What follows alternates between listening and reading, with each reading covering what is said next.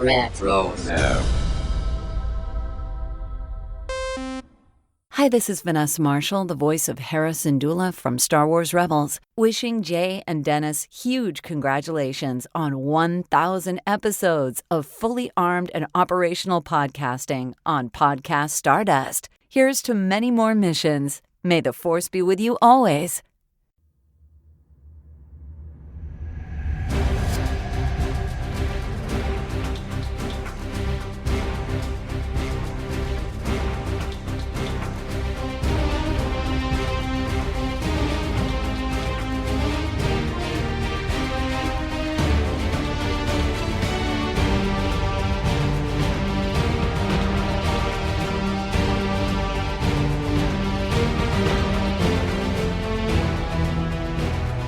Welcome to Podcast Stardust. This is the fully armed and operational podcast dedicated to Star Wars news, reviews, and discussion.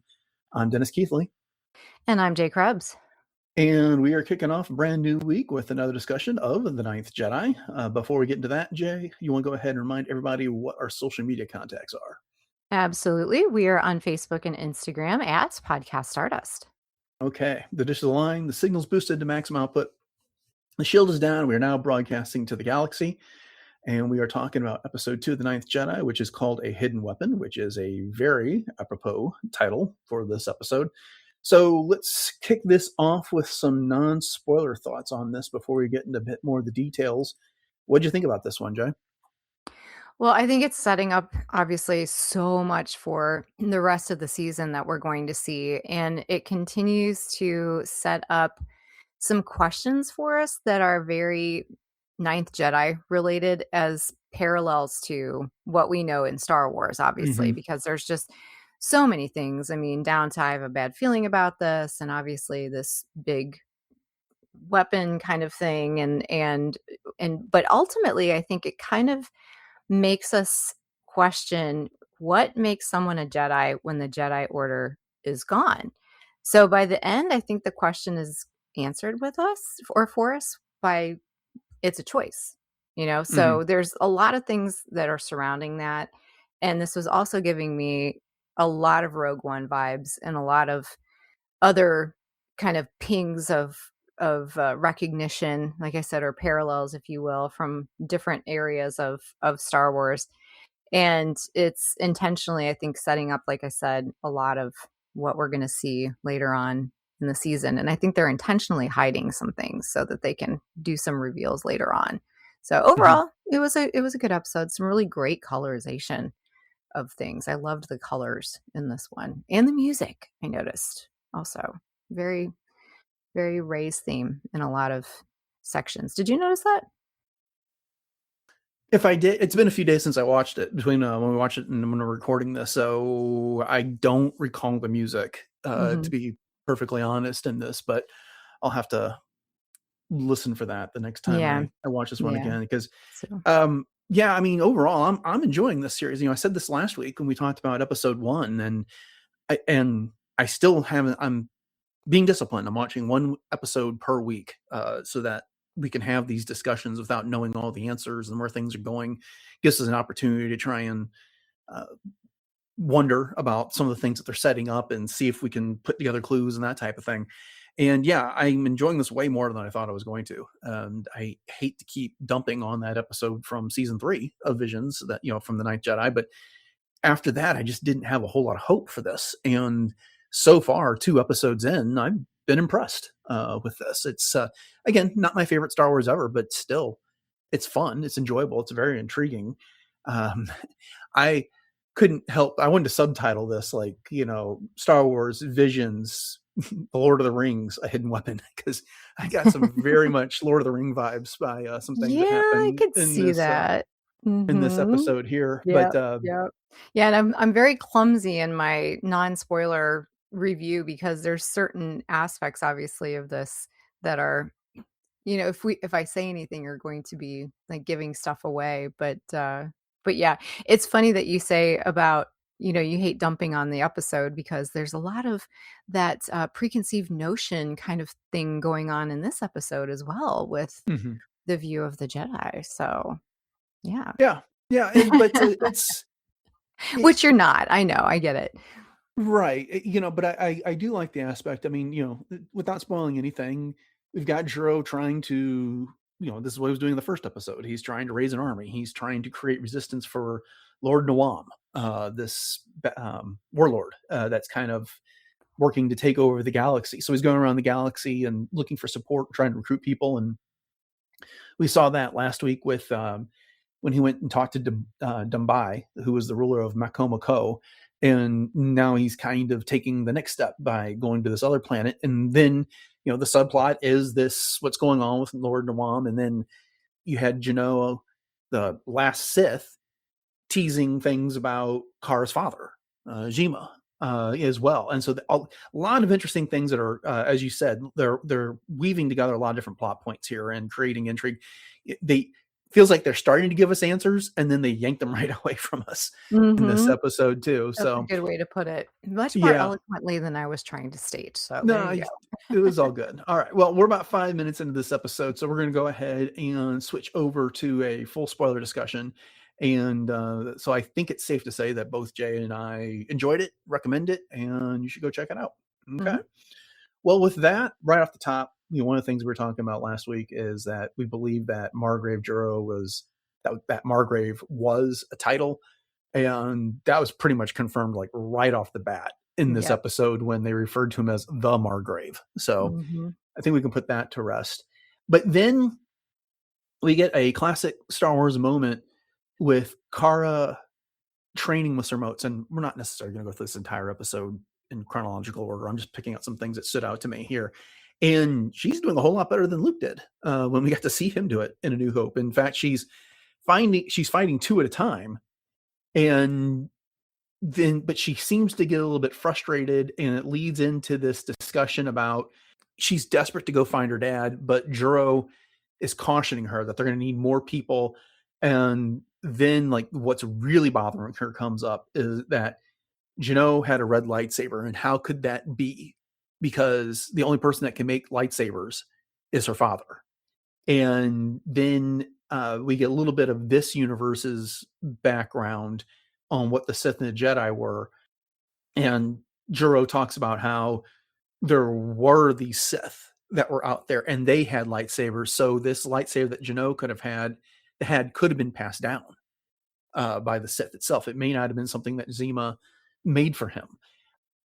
What do you think about this? Because there's a little bit of yin and yang type of where there's darkness, there's light stuff going on here, and Juro's being philosophical. But what do you think about this exchange between the two of them? So I think Kara should be a lot more skilled with the training remotes than Luke, simply because Luke's very first experience with the Force and trying to tap into it was fighting those. And so Kara's been around the block a few times, so to speak. But, Kara also has a limited vision based on her experience. I mean, think about it. She's so young, And so what she knows of the Jedi versus the Sith and what she knows of the existence of lightsabers is extremely limited. So from her point of view, I can see where her concern about her father possibly making the red lightsaber is very disturbing to her because she doesn't really have any other frame of reference. So I thought it was nice that Juro was giving her a little bit of peace of mind in that, well, let's not jump to conclusions. This could have been something that existed before. And so it also frames it for us as the viewer to say, okay, well, there's definitely a lot more to this Sith versus Jedi in this particular history of Star Wars than we're led to believe, perhaps. And where are these artifacts resurfacing? How are they resurfacing, if it is an artifact? Or is Juro simply saying this to Kara to appease her, and he actually knows the truth? So there's that too that I thought about with that. And again, Juro definitely gives us the Master Qui-Gon vibes. I mean, he even says in so many words, you keep your focus here where it belongs, and instead of, that's a very Qui-Gon Jinn kind of thing to say. So I think that Kara's her thoughts and her feelings about it are justified in the way that she doesn't want to believe that her father could have done something like that. Mhm. But honestly, Jima's character throughout this entire thing has become probably the most intriguing to me. And this Yeah. is where it kind of sets it up. And then as we go further into the story and some of the things that he does, you're left to wonder, okay, there's a lot more to this guy than meets the eye.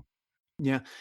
I want to put a pin in him for a second because that's like, I think, like going to be a third of our conversation. But Yeah. before we depart from this whole notion of the lightsabers themselves, and because I was thinking about this, it's like, well, there's a lot of different reasons why Juno could have had a lightsaber and it was red. I mean, this the Visions Ninth Jedi galaxy universe, whatever we want to call it. We have to come up with something that's more efficient, but it is at this time the only way you're getting a lightsaber is if you're getting one from Zima because he is the saber smith of the Mhm. galaxy.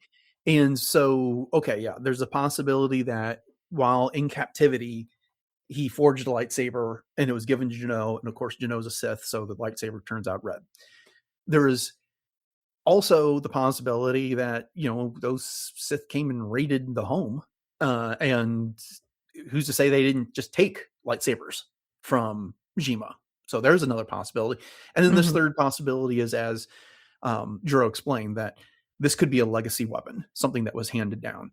Okay, that's fine. But it also got me thinking, like, there's very much like a Camelot Excalibur type aspect to this entire series here, right? In that you got Juro going around trying to raise allies. And in a way, he's like putting together a Knights of the Round Table. Last time Mhm. he went and he tried to recruit Dunbai. Now, Dunbai didn't take him up on the offer, but Juro left him with a lightsaber, right? Because, you got to defend your people and, you know, you're looking out for others. And so you deserve to have this lightsaber.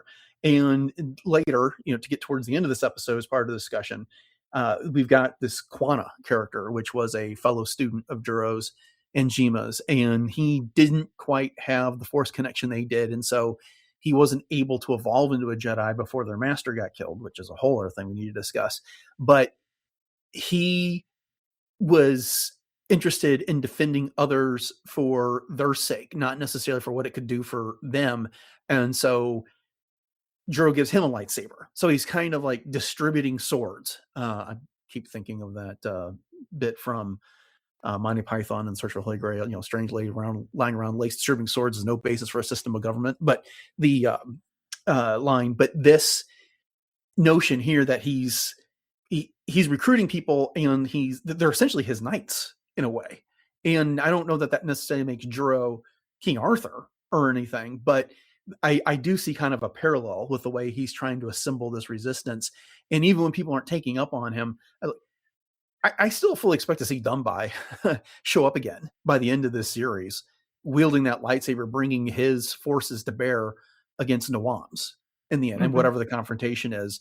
And, he'll be leading his people with that lightsaber raised. I haven't watched the episodes, but that just kind of feels like where we're going as Juro is on this trek around the galaxy to recruit allies. Yeah, I like that interpretation because I just kind of thought about it in a very Star Wars-esque kind of way that we've just seen this as I was talking about the parallels before Mm-hmm. to things like Rogue One and even Return of the Jedi. I felt like the people on Binbin were very much like I hate to say very much like the Ewoks, but they kind of were because you've got Kara that was reciting this, we need you, and then you've got the whole almost like C3PO telling of the reason why they need to Mm-hmm. have them. And then of course with Rogue One, you've got all of the rebellion and the people coming together in that way too. And then you go to different planets and you get people on your side to be able to, as Jin would have said, it's not a problem if you don't look up. And that was kind of almost the vibe that I'm getting on both of the planets that they've been to. You know Right. what I mean? So, and it's kinda like, no, and Carr even says, "I used to think that it was other people's problem." I can't remember the exact words that she said, but it never was something that I needed to worry about, and now I know I need to fight. So, but I like your interpretation as well, and I think it works well in Mhm. this instance for sure. Well, the things that you were just talking about are what reminded me of Lord of the Rings. And this one, Quana and his people there on that asteroid that they're mining that seems to be orbiting Binbin. I'm not sure because it's like this gigantic Yeah, mobile asteroid, but right. cool concept. But they look like dwarves Mhm. from Lord With of the the pointed Rings. ears and yeah, Yeah, mhm. and so I was like, it was like, oh, they found the dwarves. Gimli is going to be running around there somewhere. But and then there's also this notion of like when you get to the Two Towers and Return of the King, Gondor and Rohan, they're old allies, and they have the series of beacons that they would light to signal each other when they need help. Well, there's this notion that once Rohan has pushed back the orcs, it's where was Gondor? They never helped us, and we don't. Why should we go out to anyone's aid? And you got Aragon. Don't mean to turn this into a Lord of the Rings podcast, but I just watched these movies recently, so it's kind of at the forefront of my mind. But in eventually, after having all that done, when the beacons flare, the King Rohan's like, Aragon wanders in, is like, hey, Gondor signals for aid, and he says, and Rohan will answer, and so it's kind of like that type of a thing. As you were pointing out, the galaxy at one point seems to be unified, and now it's fallen apart, and everyone's looking out for themselves. But now they're in danger from a Sauron type force, and they need to band together in order to repel that. And so you kind of you're getting the cracks in that type of belief that, no, we're fine, we're in our corner of the galaxy. They could be hobbits for that matter. They don't need to Mhm. even worry about it. They're not concerned about the outside world. They're just concerned with what's going on until the problem shows up at their doorstep. But as you pointed out, Kara gives that makes that plea after Kwana just nearly lost it on his people, and Juro had just laid down what was at stake there. And finally, everyone's like, it's almost like you have my sword and my bow and my axe type of thing. Again, I'm laying it on thick with the Lord of the Rings comparisons, but at any rate, that's an archetype, and so many things do draw inspiration from it, Sure. whether it was from the movies, the books, or whatever. It just kept coming through for me when I was watching this. Mhm. Well, you're gonna take my geek card away because I've never seen Lord of the Rings movies. I know about Oh them, my. and I know the basic premise of them, and that's one thing that Colby and I were like, "We need to sit down and watch those," and so we were actually talking about that on the way to see Spider-Man movie recently, and so I said, "Wow, yeah, we really do need to do that." And You we do. will You eventually. do. You really do. Just have to They're find time. no, yeah, they're all 3.5, 4 hours long. Right, So exactly. you kind of have to We'll break it get up there. into 1 hour chunks if you want to do so. And We'll like get treat there. the series more than doing just the different movies. But Yeah, okay, good advice. right. So the other hmm, one of the mysteries that we were alluding to earlier in this discussion is that there was the incident. And I just kind of love the way they all like pause when they say the incident in this Right. episode. But we find out that Binbin is this planet that is kind of like Tython in the current continuity, or even in Legends, where the Jedi had treated it as a home base of operations type of thing. And that's what they gathered, that's what they taught. And specifically, there was a Jedi Master who went back to this planet to try and restore the Jedi Order. He started training Jedi, and that included Juro, that included Jima and Kwana, and I think maybe Dunbai as well. I can't remember. And then something happened, and a student killed this master, and the master's name was Runo Sutara, and that kind of ended the Jedi's attempt to establish this monastery or base here on Binbin, and it really scarred the the relationship between the Jedi and the people of this planet. I mean, it kind of ruined everything there. And then later we find out that Zhima came to Juro and confessed that he had murdered their master, Reno Sutara. And they were being very vague about what happened with this incident until we get to the end. And then Juro took him, I can't remember, to that planet that we got to see in the Visions episodes of the Ninth Jedi. And that's where he was making sabers, but he became an outcast from this planet here. And so, this is a big, big twist. We still don't have all the details, but, it's one of those things that impacted Quana, who is, severely in this. And I get the feeling that Juro knows more than he was letting on in this situation. But there's something else that's controversial about it that he can't tell everyone else at this point. But what do you think? Oh, for sure. And this is what I was alluding to a little earlier when I said that there's just so much that we're being left untold, which I Mm-hmm. believe is obviously very intentional to keep us on the edge of our seats here. But yeah, I mean, between the three of them, I mean, they were they talk about it as being brothers. And obviously, in the Jedi Order, we know that that's kind of something that's not always a term that's used, even though Obi-Wan called Anakin like you're like a brother to me and that type of Mm-hmm. thing. But there was obviously this huge incident, as they said, that happened, that there was just so much that broke everything apart. And I do think that there is a lot more that needs to be said. And because when they do the little flashback of when Jima was actually, bringing Kara Mm-hmm. to the planet and everything. And that's why I was saying earlier that Jima's character just has suddenly become so much more interesting. Yeah. He's got a lot of emotional baggage as well. And I'm just fascinated by his character because he's got this quietness about him that I can't interpret in one way or another. And so I really do think that, yeah, we're going to get a lot more of the story, and I'm definitely very interested in what that is. And quick aside, I also really liked the introduction of this lady Tafla. Mm-hmm. She had obviously some major Padme vibes with the way that she was dressed and Mm-hmm. whatnot. But do we know who Kara's mother was? Did we ever get that Okay, backstory? no, but I was just about to bring up Kara because you jogged my memory when you were talking about. I forgot that she was in that scene where Jima confessed to Juro about killing the master, and he's clutching the baby Kara at that Right. time. And yeah, we don't know who Kara's mother is. Also, with the train of thought that I'm having right now, think back to earlier in the episode, Jano goes to Nawaam and says, "Hey, I was not able to destroy Juro." Or he's talking about the failure that he had in the first episode, and Nawaam basically says, "Oh, I can't hold that against you. Juro is a powerful Jedi Master." Again, I'm paraphrasing, and then Jano says, "Well, it wasn't actually him that stopped me. It was this girl."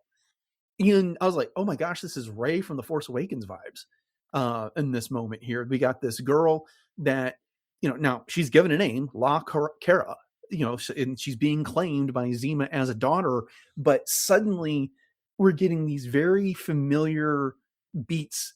And it helps that we're talking about the Force Awakens this year. Right. Yes. But and where Kylo Ren is like, what girl? And then he wakes up, she wakes up in the interrogation room, and Kylo's fascinated with her. And then when he can't get the information out of her mind that he wants, and he's talking to Snoke, it's like she's powerful in the Force. She needs training, but and Snoke's like, how could she possibly resist you? Well, bring her to me. So it seems to me that they're building up subtly something around Kara. Is she like another chosen one conceived by the midichlorians the way Anakin was, or something like that? Yeah, because obviously we don't know, what her full backstory is. We just Mm-hmm. know that Zima has claimed her as his daughter. They do look a lot alike, though. I mean, so Mm-hmm. there is that. And Craig, my husband, was even watching this with me over my shoulder, and he goes, "Yeah, he could be her brother." That he Mm-hmm. thought she looked so similar. So is she really his daughter, or is she, like you said, kind of a force entity that he found, you Is know? is this the reason why that Zima might have killed Master Renault Sitara because he Yeah. was doing something there? Was Ooh, yeah. there's lots of possibilities there, but I That's one of the things I enjoyed about this episode is, and I think we're both saying it without saying it explicitly, so I'll do it. They put just so many things in motion without like putting neon lights on it. Yes. You know what I mean? It's the talking about the, Jano bringing up this girl that Nawaam wasn't aware of, and then Zhima shows up with Kara, and that's part of the whole big controversial incident that they had on the planet. And so there's that. But let's get into the third big thing. Let's get more into Zhima himself. So Nawaam is creating this Kyber cannon that is very much like combining the Death Star with Starkiller Base, in that, Kyber-based weapon that can go launch a blast through hyperspace and destroy entire worlds. Except when they're trying to use it in the beginning of this episode, it malfunctions, and so Nawaam brings in Zhima, and Nawaam keeps like heaping praise on Zhima that you're Master Zhima, and Zhima's like, I've told you I'm not your master, and then which I thought was interesting because it makes it sound like Nawaam is referring to Master Zhima not by "you are a Jedi Master, so you are there worthy of this title," but Zima's throwing it back in his face. I am not your master.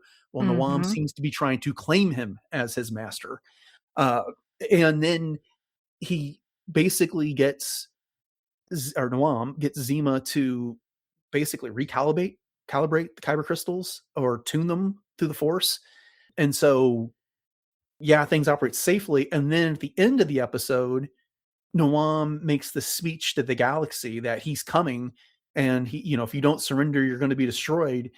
And Zhima aligns the crystal so they can do the blast, only it misses its intended target in this situation. So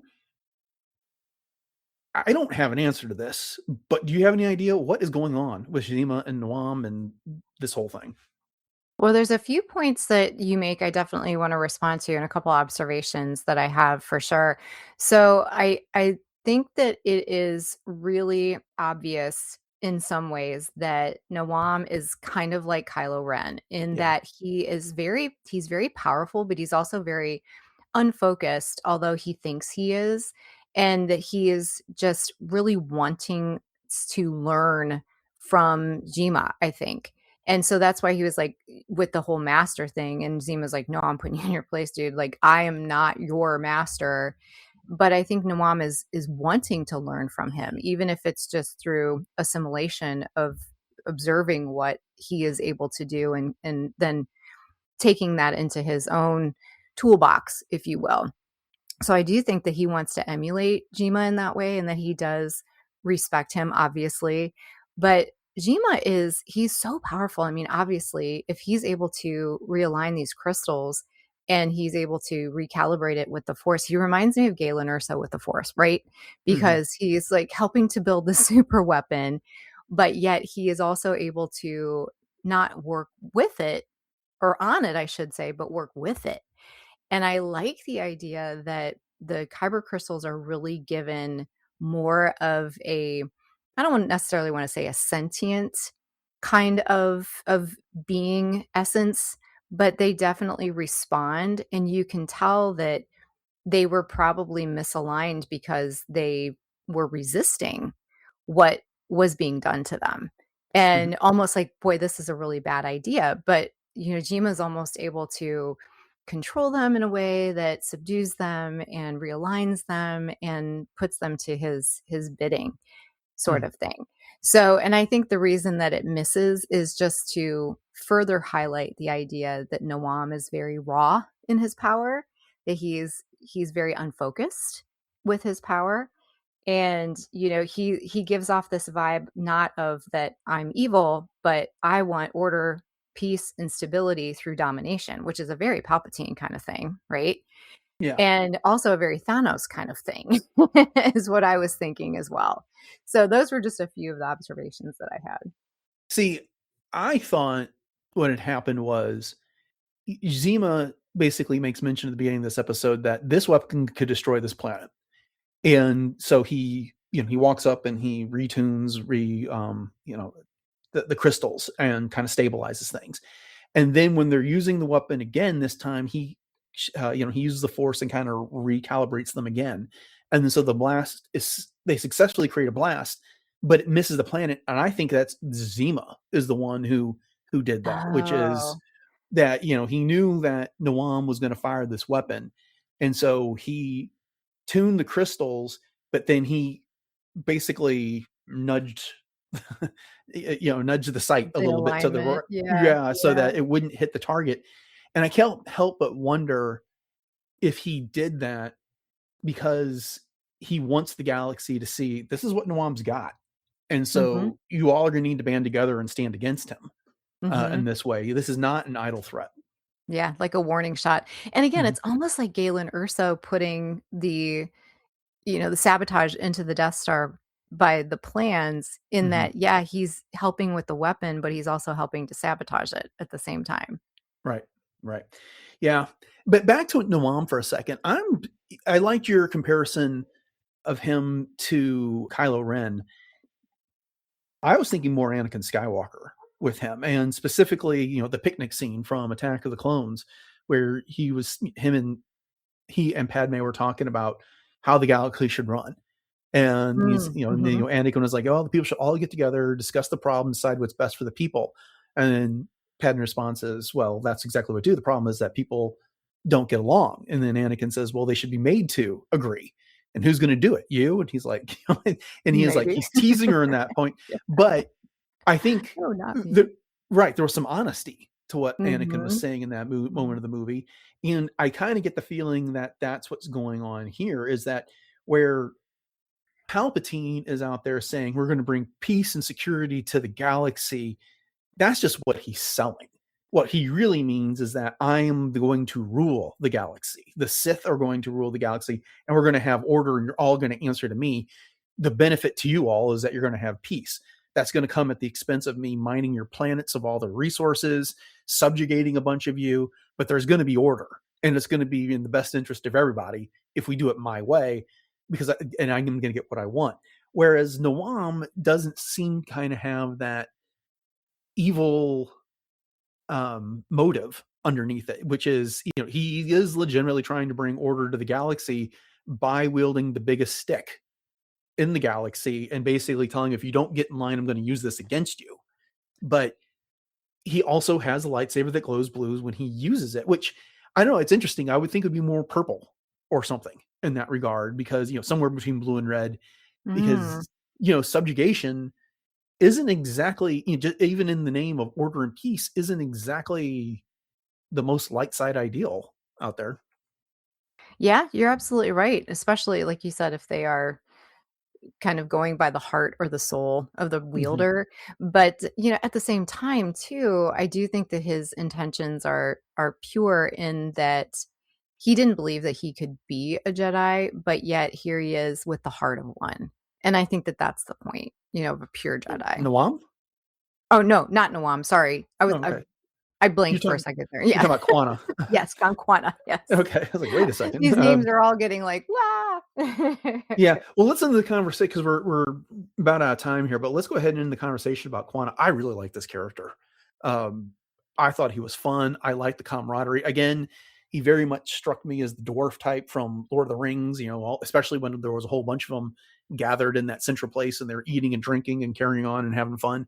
And just his loyalty that he has to his friends, and and then just trying to encourage his people, and a little bit of Sabine from Ahsoka in there as well. This is a guy who didn't have that great connection to the Force, and apparently failed in attempting to learn how to become a Jedi. And now you got Juro saying it's not all about Force powers, it's about your heart, it's about your intention, and you should have this saber because you've proven yourself worthy.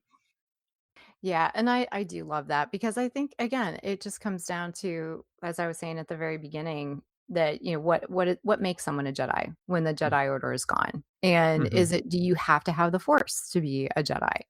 And so I think that that's kind of where it's leading us to. And like you said, with going around and Juro's sort of getting all of these people from his past to band together and getting them to believe once again that they have something to offer. Even though the title of Jedi is there, it's not just the title. It's so much more than that.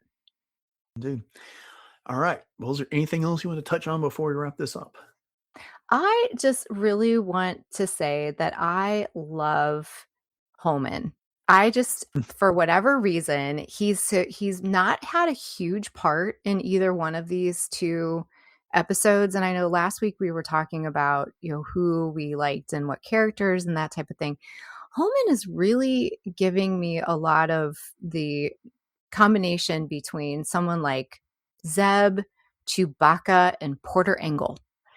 And putting all of those together, and I think there's just such a quiet strength to him that I just want to see more of him on screen. So I really, really hope that we get that.